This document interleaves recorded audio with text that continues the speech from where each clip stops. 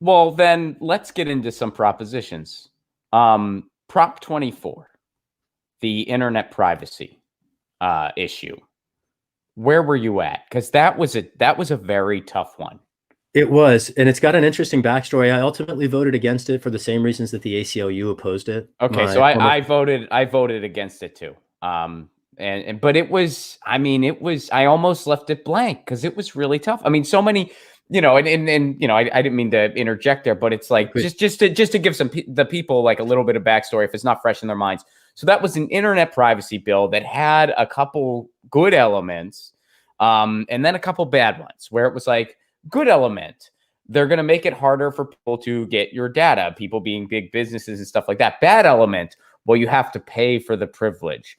Good element, there's some protections in there for children and stuff like that. Bad element, it's not really transparent across state lines, and there's some security issues. And another bad element, if this doesn't work out the way we want it to when it's unrolled, it's going to be hard to undo. ACLU was the most vocal against it. I mean, even the DSA was like, this one's tough. We can't endorse it. We can't say no either. Do you? DSA said that. And I forget it. There was someone else who said that. There were a lot of people that just said no opinion because it was just too, 6 of one, but then 6 the other way. And it's like, geez. The ACLU was the most vocal against it. So why don't you take that part over? Yeah, well, so one reason they were against it is because it goes through a proposition process rather than a legislative process, doesn't particularly lend itself to amendments. And it speaks to the value of expertise. My former colleagues at EFF had an analysis very similar to the one you described, and part of the concern was if this had been drafted by, for instance, public interest groups with an eye towards digital privacy, it would have not had all the counterproductive elements, but it was the product. And this is, I don't know quite how to frame this. It was the product of a billionaire interested in privacy. And this suggests oligarchy as our governing policy paradigm. It's a proposition process, so it's straight to the people, smells like democracy, except the propositions in these cases are being written by, in this case, a relatively benevolent billionaire. But when we have benevolent billionaires fighting tech through the open arena of our democracy, what does that suggest about what actually is going on here? And, we shouldn't be reliant on the whims of oligarchs or people with deep pockets. Like this is the value of expertise of institutions. And I wish, frankly, that, when the organization headed by the real estate billionaire that launched this proposition, I wish they brought in some experts to advise what they were doing instead of just having the billionaire's lawyers draft the thing.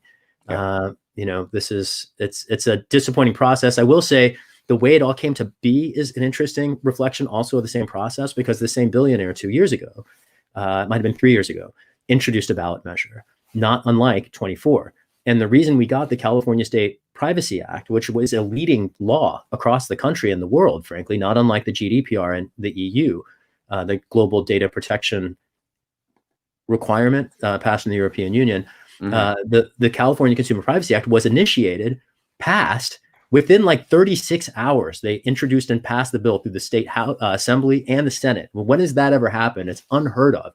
And the reason it happened is because big tech was so alarmed by the ballot proposition that there was a deal made with the billionaire. If you pull your proposition before this deadline, we'll write a law that will include many of its provisions, but it'll be through the legislative process, and we big tech and you privacy people, you guys can figure it out. So the state legislature, both the assembly and the Senate, raced to make it happen, bid both by the billionaire privacy advocate and the tech firms. They passed the law. It had a bunch of ambiguities. The nonprofits and the state government and the AG's office and the big tech companies have been fighting about it ever since. And the real estate billionaire with the interest in privacy came back to the table a few years later and said, I've been waiting for you guys to figure this out for 3 years. Nothing is in place. We're just going to go back to the well and do it again. And that's kind of what happened here. And, it's an interesting reflection, again, both of dynamics of oligarchy subverting, though in this case also informing, though in weird ways subverting our democracy. It's an interesting failure. Yeah, no. I mean, that's the thing. There's no easy way to unpack that one. It's just like, and yes, I voted against it for the same reasons. And the ACLU was they were the most definitive on it. Like, this is not the privacy bill we need. Right. It did pass, and I think, and I mean, let me know what you think of this, because maybe this is being too optimistic. I don't, the biggest reason I voted against it, to just put it in the most simple nuts and bolts, I didn't see it as a step forward. I saw it as, at best, a sidestep. Yep. And I have a feeling that's what it's going to end up being. It's going to just sort of be a sidestep. So the optimism there is, well, it's not necessarily a step backwards.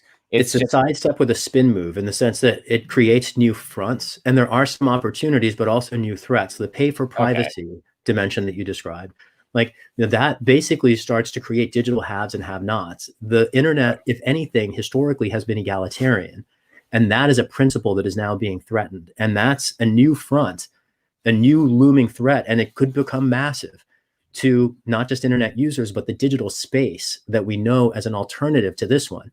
People forget that digital spaces can be profoundly liberatory if you have a speech impediment, or if you have a physical disability, or if you're, geographically, isolated. Cyberspace can be a really liberatory opportunity to escape the confines of your body or your place, your community, your family, possibly, right? And for now, or the possibility of our established systems of social stratification to be reintroduced into online spaces that previously were relatively immune to them, that is disturbing to me, and it should be disturbing to others. You might think of this as capitalism starting to eat the internet. Not that that didn't happen long ago, but in a new way that would, again, create digital haves and have-nots to an even greater degree than we have before. Well, it's more like digital rights activists are standing at the front line, blocking the lions that are the capitalists from the lambs on the other side. And that fence is they're constantly trying to break down that fence. And like moved. Maybe the fence moved. Though the fence is always moving. And I mean, especially, there has been a lot of damage done to that fence by the Trump administration. There's no getting around that. They gutted net neutrality. Yeah. Trump's executive order is a disaster, and some people are misinterpreting what that would actually do. It's a disaster. And by the way, Trump's not working alone here. It has bipartisan support. Biden's for it too. So, we got a long way to go in the digital rights space. Yeah. The one glimmer of optimism here is that more and more people are realizing the internet's a public utility in their life. And how much so? Yeah, I mean, I'm hoping that emboldens stronger antitrust regulation. A lot of people are suggesting treating ISPs like utilities, and that's not crazy. I would like to see. No, we had it a couple years ago. Right? It's not crazy. We had it since the advent of the internet. First of all, we had it since the advent of the internet, and we had that as a law a couple years ago. We can go a step further and just build that ourselves by having municipal broadband all around the country. Which, by the way, right. Bernie Sanders had a plan for it. Bernie Sanders, and who I think, I mean, you mentioned Ro Khanna. I guarantee Ro was the bug in his ear on a lot of those digital rights issues. Totally. And, I don't agree with Ro Khanna on everything. I've had some disagreements with him. But when it comes to net neutrality and those types of issues, Ro is one of the few people in elected office that gets those right and stays on top of it. Him and who's the guy in Oregon? Ron Wyden. Yes. Yep. Yeah. Wyden's pretry good on that. That's right. Yeah. So, but there's just a small handful, and even Scott Wiener, who I have a lot of disagreements with that guy on a lot of issues, but he wrote a good net neutrality bill. So, the policies out there, especially in California, I mean, what I would love to see happen is that, that high-speed internet for all bill in the country that, is now going away, as Bernie is not going to be the next president. But, well, what if we tried to do that state by state? And what if we start right here in California?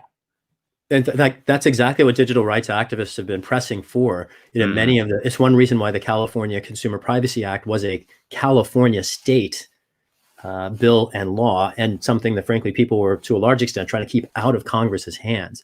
There's a concern that if Congress does anything at the moment, it will be, frankly, not in the public interest, which is why the states present opportunities in the same way that Justice Brandeis 100 years ago envisioned them as laboratories. State present opportunities to try different methods and structures. Before the ACA was the ACA, It was Mitt Romney's healthcare plan in the state of Massachusetts, which is frankly one reason why people might have forecast some of the challenges that it went on to present. Why Medicare for all might be a better alternative, but I digress. It's a better alternative. There's no if there. It's a better alternative. Right. No, yeah, exactly. Medicare for all is absolutely. I know you're just being polite, but just a riff on that really quick. Georgia, a lot of people are looking at Georgia now because of the special Senate elections happening. There is polling there and elsewhere suggesting that Medicare for all is a bipartisan majority favored policy. And corporate Democrats right now. The Fox News poll. Fox News of all places, 72%. 72% of people.